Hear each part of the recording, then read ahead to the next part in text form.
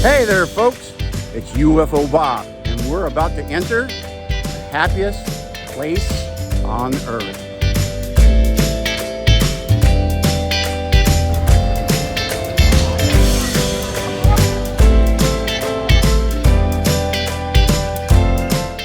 Today, we're at the Jungle Cruise. And why is that? Because we have a cast member from the 1980s, Mr. George Trullinger. George was a skipper in the 1980s on the Jungle Cruise, and he has since become a famous, well, I don't know how famous, he's become an entertainer, and he's going to tell us what it was like to work at the park back then. So why don't you tell us all about that, George? Well, I got a job at Disneyland in December 1978, and I made it out there until the summer of 1981, and I was a skipper. Hey, he's a skipper. Hey, how are you? He's got the skipper vibes. On the world famous Jungle Cruise, and ever since I was a kid growing up in Orange County, I always wanted to work at Disneyland and be a Jungle Cruise skipper. And that had to do a lot with a wonderful teacher that I had, a social studies teacher named Mr. Cole, and he would taunt the class. He'd say, "Get your work done, and I'll tell you a story about when I worked at Disneyland in the 1960s. He told about being a gunfighter in Frontierland, getting ready to do a show. He had his hat down, and he was getting ready for the bad guys to rob the saloon and for the gunfight to start. And a man was asking him questions. How do they make that water that color? How do they make that wheel go around? And he was just about ready to lift his hat and say, "Excuse me, I'm getting ready to do a show. Don't bother me." And he looked up, and it was Walt Disney himself, dressed in disguise, as he did sometimes, and walking through the park. And of course, he answered his questions, and then the gunfight started, and he walked off. Well, a few weeks later, he said, I found myself working the Jungle Cruise, and here comes Walt Disney in a suit, just like you saw him on his TV show. And he had a dignitary with him, and that just blew my mind. Getting a personal tour of Disneyland with Walt Disney as your guide was pretty special. So he said he gets on the boat, he takes the trip. He said, Walt didn't even look at me. And he says, as they get back to the dock, Walt was the last one out of the boat. And he turned to me and he said, "Didn't you used to be a gunfighter?" And I always thought that was a great story. So when I was 18 years old, I cut off my hair and I went out and applied for a job as an attractions host. And I got it. I went to the interview and told them that same story and told them why I wanted to be a Jungle Cruise skipper. And it taught me things that I still use in my show business career today, namely how to take material that you've done over and over and over.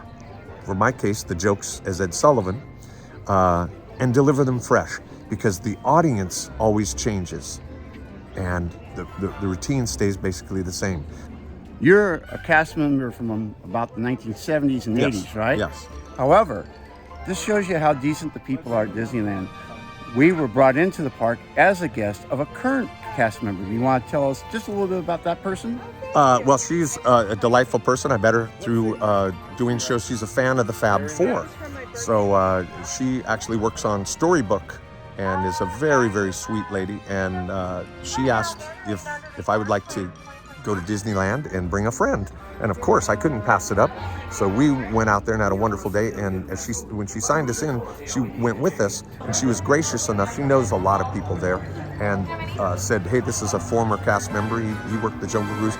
And what was funny is the people we talked to, the years I worked the Jungle Cruise was before they were even born. So it felt nice to be respected as somewhat of they kept calling me a legend, and I don't think that's really appropriate, but I did work in a different time, and there were a lot of changes, but we certainly appreciate Bryna and her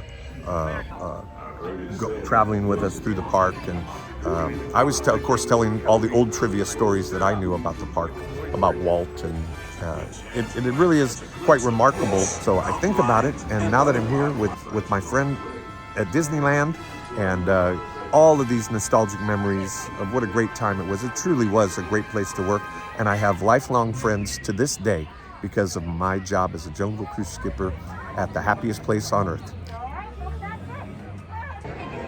Well, it's the end of the day. George and I had a great time. Things didn't go exactly as we planned, but it doesn't matter. What really matters is that George and I were together, shared some great time together, met some incredible people, and there'll be opportunities in the future to tell you more about the park. Absolutely, and we it was a very nostalgic visit. Yes. And it was fun to see the changes and to hang out with our friend Bryna, Yes. who was gracious enough to sign us in, and she was just a terrific hostess for us. Absolutely. And She used her juice and got us into all the rides ahead of the crowd. saved us a lot of time. Yeah. Behind us over the fire department is the lamp that represents the spirit of Walt Disney. That was Walt Disney's apartment right here on Main Street, where he used to like to stay, and he played with his grandkids there, and very cozy. You can look that up online. It's very turn of the century, crushed red velvet and wallpaper. But the lamp represents that the spirit of Walt Disney is still shining here looking over Main Street. And I think that's a pretty great way to end our day. I would agree. All right, guys. If you enjoyed the video, you know the drill. Thumbs up, leave a comment, subscribe. Hey, and how about joining our Discord community? Look in the description box below. Until next time, this is George Trullinger, aka Ed Sullivan, and Buddy Holly. that's right. Go check out his link to his Facebook page. I'll put it in the description box. And again, the Discord link is in the same spot. And we'll see y'all in the future. Bye-bye. Bye, everybody. See you real soon.